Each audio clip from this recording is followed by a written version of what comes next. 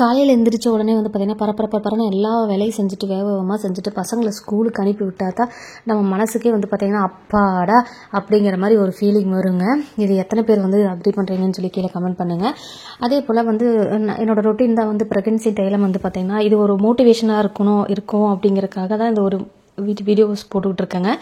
இது வந்து எத்தனை பேத்துக்கு வந்து மோட்டிவேஷனாக இருக்குன்னு சொல்லிட்டு கீழே கமெண்ட் பண்ணுங்கள். அதாவது வந்து நிறைய பேர் என்ன பண்ணுவாங்க, நம்ம மாசமாக இருந்தால் ஃபுல் டே வந்து வேலைக்கு செய்ய முடியல, ரொம்ப கஷ்டமாக இருக்குது அப்படின்னு சொல்லிட்டு ரொம்ப வேலை செய்யாமல் வந்து வீட்டிலே வந்து சோம்பேறித்தனமாகவே இருப்பாங்க. என்னை பொறுத்தளவுக்கு வந்து பார்த்தீங்கன்னா எங்கிட்ட எல்லாருமே கேட்கக்கூடிய கேள்வி, இப்போ 3வது குழந்தை இருக்குது, உனக்கு 2 பசங்க இருக்காங்க, எப்படி நீ வீட்டில் வேலையை செய்கிற அப்படின்னு சொல்லிட்டு மேக்ஸிமம் எல்லாருமே என்னை கேள்வி கேட்பாங்க. அதுக்கு நான் ஒரே பதில் தான் சொல்லுவேன், நம்ம மனசு தைரியமாக இருந்தால் நம்ம உடம்பும் தைரியமாக இருக்கும். நம்ம மனசு தைரியம் இல்லாமல் இருந்தால் மட்டும்தான் நம்ம உடம்பு நம்ம பேச்சை கேட்கவே கேட்காது. எனக்கும் வந்து பார்த்தீங்கன்னா உடம்புல 1008 பிரச்சனை இருக்குது. ஹெல்த் இஷ்யூஸ் வந்து பார்த்தீங்கன்னா ரொம்ப இருக்குது. எனக்கு இப்போ வந்து நான் வந்து மாசமானதுலேருந்தே வந்து பார்த்தீங்கன்னா உடம்பு வெயிட் போட்டுக்கிட்டே இருக்கேன். ஆல்ரெடி உடம்பு வெயிட்டாக தான் இருந்தேன். இப்போ இந்த மாசமானதுக்கு அப்புறமே வந்து நான் ரொம்ப வெயிட் போட ஆரம்பிச்சிட்டேன். அதுக்கு காரணம் வந்து பார்த்தீங்கன்னா எனக்கு வந்து தைராய்டு ப்ராப்ளம் இருக்கிறதுனால எனக்கு வந்து அந்த ப்ராப்ளம் இருக்குது. அதனால் வந்து எனக்கு ரொம்ப வருஷமாக தைராய்டு ப்ராப்ளம் இருக்கிறனால நம்ம என்னதான் நான் வந்து ரொம்ப வேலை செய்வேன், இருந்தாலுமே எனக்கு வந்து வெயிட் போட்டுக்கிட்டே தான் இருக்கும். அதுக்கு வந்து நம்மளோட ஹெல்த் இஷ்யூ தான் சொல்லணும். எங்கள் அம்மாவுமே ரொம்ப வேலை செய்வாங்க, ஃபுல் டே வேலை செஞ்சுட்டே இருப்பாங்க. ஆனால் வந்து அந்த தைராய்டு வரதுக்கு முன்னாலுமே வந்து அதுக்கு முன்னாடி எப்படி இருந்தாங்க அப்படின்னு கேட்டிங்கன்னா, எங்கள் அம்மா ரொம்ப ஆரோக்கியமாக சுறுசுறுப்பாக அப்படி வேலை செய்வாங்க, ரொம்ப லீனாக இருந்தாங்க. எப்போ இந்த தைராய்டு வர ஆரம்பிச்சதோ அப்போ இருந்து வந்து எங்கள் அம்மாவோட ஹெல்த் இஷ்யூ வந்து பார்த்திங்கன்னா ரொம்ப உடம்பு வெயிட் போட ஆரம்பிச்சிட்டாங்க. தொப்பை இதெல்லாமே வந்து அவங்களால வேலை செய்ய முடியாமல் போயிடுச்சு. அதே சேம் இஷ்யூ வந்து எனக்கும் இருக்குது. என்னால் கீழே உட்காந்தா எந்திரிக்க முடியாது, ரொம்ப தூரம் நடக்க முடியாது, ரொம்ப நேரம் நின்றுட்டு சமையல் கட்டில் நின்று வேலை செஞ்சாலும் கூட ஒரு 1 hour வேலை செஞ்சாலும் கூட எனக்கு இடுப்பெல்லாம் வலிக்க ஆரம்பிச்சிடும், உடம்பு கைகள்லாம் வலிக்க ஆரம்பிச்சிடும், ரொம்ப கால் பாதமெல்லாம் வீங்கிரும். அதே இப்போ மாசமானதுக்கப்புறம் உங்களுக்கு சொல்லிக்கவே வேண்டாம், நம்ம உடம்பு வந்து நம்ம பேச்சை கேட்கவே கேட்காது. அந்த கண்ட்ரோலில் தான் வந்து இருந்தாலுமே நான் எல்லா வேலை செய்கிறேன் அப்படின்னா என்னோட மனசும் உடம்பு தைரியமாக இருக்கிறனால தாங்க. நம்மளுக்கு யாருமே வந்து நம்மளுக்கு ஆதரவாக வந்து இருக்கவும் மாட்டாங்க. சொல்கிறவங்க அட்வைஸ் பண்ணுறவங்க யாருமே வந்து நம்மளுக்கு ஹெல்ப்பும் பண்ண மாட்டாங்க. அதாவது வந்து நம்ம கஷ்டப்படும் போது எந்த உறவுகளுமே நமக்கு வந்து கை கொடுக்காதுங்க. இது எத்தனை பேர் சொல்கிறீங்கன்னு சொல்லுங்கள். அதாவது வந்து நம்ம நல்லா இருக்கும்போது எல்லாருமே வருவாங்க போவாங்க. நான் எல்லா சந்தோஷத்தில் பகிர்ந்துருக்கிற சொந்த பந்தம் வந்து பார்த்தீங்கன்னா நம்ம கஷ்டப்படும் போது எப்பவுமே வந்து பகிர்ந்து கொள்ளாதுங்க. இது நான் வந்து இந்த டைமில் நான் ரொம்பவுமே உணர்வு பூர்வமாக அனுபவிச்சிருக்கிறேங்க.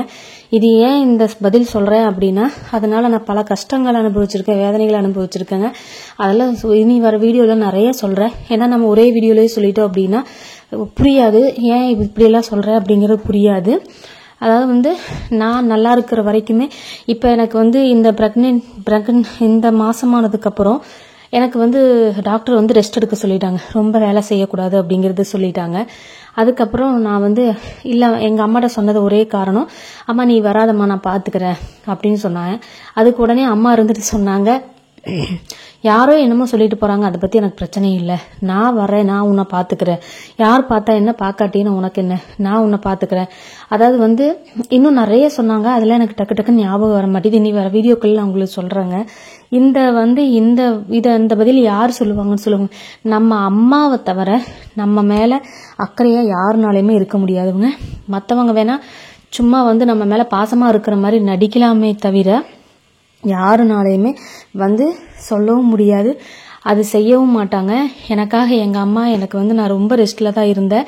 இப்போ தாங்க நான் வேலை செய்ய ஆரம்பிச்சிருக்கேன் அம்மா போனதுக்கப்புறம். அதுக்கு முன்னாடியுமே குடும்பமானதை நான் சும்மா கொஞ்சம் தூரம் நடந்தால் கூட என்ன சொல்லுவாங்க, நீ பேசாமல் போய் படு, சொன்னால் கேளு, உடம்பு கெடுத்துக்காதன்னு சொல்லிகிட்டே இருந்தாங்க. இல்லைம்மா அதெல்லாம் ஒன்றாகாதம்மா, பார்த்துக்கலான்னு சொல்லிட்டு நான் ஃபுல் டே உட்காந்துட்டு இருப்பேன், வேலை செய்வேன். ஏதாவது ஒரு சின்ன பெருசாக வேலை செய்ய மாட்டேன், அம்மா வேலை செய்யவே விட மாட்டாங்க. இருந்தாலுமே வந்து அம்மா சத்தம் போட்டுக்கிட்டே இருப்பாங்க. இப்போ எனக்கு கேட்கறதுக்கும் சொல்றதுக்கும் ஒரு ஆளுமே கிடையாது. என் பசங்க என்னதான் சொன்னாலுமே அவங்க ஸ்கூலுக்கு போயிடுறாங்க. வீட்டில் இருந்தாலுமே வந்து பார்த்தீங்கன்னா அவங்க சின்ன பசங்க, பெருசாக ஒன்றும் அவங்கள்ட்ட வந்து நம்ம ஹெல்ப் எல்லாம் எதிர்பார்க்க முடியாது. அவங்களால முடிஞ்ச வேலையை அவங்க செஞ்சு கொடுப்பாங்க, அவ்வளோதான். மற்றபடி வந்து வேற பெருசாலாம் எதிர்பார்க்க முடியாது. அது நம்ம திரும்ப சொல்லிக்கிட்டே இருந்தாதான் அந்த வேலையை செய்வாங்க. ஏன்னா அது குழந்தை இல்லையா, நம்ம ரொம்ப அதுகள்கிட்ட வந்து பசங்கள்ட்ட எதிர்பார்க்க முடியாது. இதே வந்து பார்த்தீங்கன்னா இப்போத சூழ்நிலையில் வந்து நம்மளுக்குன்னு வந்து ஹெல்ப் பண்ணுறதுக்கோ சொல்றதுக்கோ யாருமே கிடையாதுங்க. அதாவது வந்து இது ஏன் இந்த பதில சொல்றேன் அப்படின்னா, நல்லா யோசிச்சு பாருங்களேன், நம்ம நல்லா இருக்கும்போது சந்தோஷமா இருக்குது எல்லா உறவுகளுமே வருவாங்க. இதே நம்ம கஷ்டப்படும் போது யாருமே வரமாட்டாங்க. இதே வந்து நம்ம அவங்களுக்கு ஒரு கஷ்டம் அப்படிங்கிறப்ப நம்ம ஓடி ஓடி செய்வோம், எல்லாமே பண்ணுவோம். அப்பெல்லாம் வந்து நம்ம நல்லவங்களா தெரிஞ்ச நம்ம இப்போ வந்து எல்லாத்துக்குமே நம்ம கெட்டவங்களா தெரியும். ஏன் அப்படின்னா இப்போ வந்து நம்ம ஹெல்ப் வாங்குற இடத்துல இருக்கோம். நான் இது வரைக்கும் யாருக்கிட்டே ஹெல்ப்னு சொல்லி யாருக்கிட்டையும் போய் இத்தனை வருஷம் ஆச்சுங்க, யாருக்கிட்டையும் போய் நின்னதும் கிடையாது, யார்கிட்டையும் போய் கையேந்தி நின்னதும் கிடையாது. இனிமேலும் ஆண்டவன் வந்து எனக்கு நம்பிக்கை இருக்குதுங்க, கடவுள் மேல எனக்கு நம்பிக்கை இருக்கு.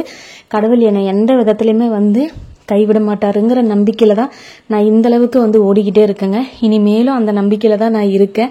நம்ம கடவுளை மட்டும் நம்பவும், மனுஷங்களை யாரையுமே நம்பாதீங்க. அதாவது எல்லாத்தையுமே நம்பாதீங்கன்னு சொல்ல மாட்டேன். கண்டிப்பா ஒரு சில நல்லவங்களும் இருப்பாங்க. நல்லவங்க யாருன்னு தேர்ந்தெடுத்து அவங்களுக்கு தகுந்தாப்புல நீங்க நடந்துக்கோங்க. மற்றபடி வந்து பாத்தீங்கன்னா பெருசா யாருமே வந்து அதை பண்ணுவாங்க இதை பண்ணுவாங்கன்னு எந்த எக்ஸ்பெக்டேஷனுமே வச்சிருக்காதீங்க. யாருமே செய்ய மாட்டாங்க. நம்மளை ஏளனமா பேசுறதுக்கு மட்டும்தான் இருப்பாங்க. அது சரியில்லை இது சரியில்லைன்னு குறை கண்டுபிடிக்கிறவங்க சொந்த பந்தம் எல்லாமே வந்து பாத்தீங்கன்னா நம்மளுக்கு கூட இருந்து யாருமே பண்ண மாட்டாங்க. முடிஞ்ச அளவுக்கு குறை கண்டுபிடிக்கிறவங்கள்ட்ட இருந்து விலகி இருக்கிறது எவ்வளவோ பெட்டர்ன்னு நான் நினைக்கிறேங்க. இது என்னோட வாழ்க்கை அனுபவத்தில் நான் வந்து தெரிஞ்சுக்கிட்ட விஷயம். நான் யாரோட விஷயத்துக்கும் வந்து பார்த்தீங்கன்னா யார் குடும்பத்துலேயும் போய் நுழையவும் மாட்டேன். அதே மாதிரி என்னோட விஷயத்தில் நான் நுழைய விடவும் மாட்டாங்க. இது நான் வந்து ஃபுல் இப்போ வந்து நான் விலகி இருக்கிறதுக்கு காரணமே வந்து என்ன நான் வாழ்க்கையில் பட்ட அனுபவங்கள் அவமானங்கள் தாங்க.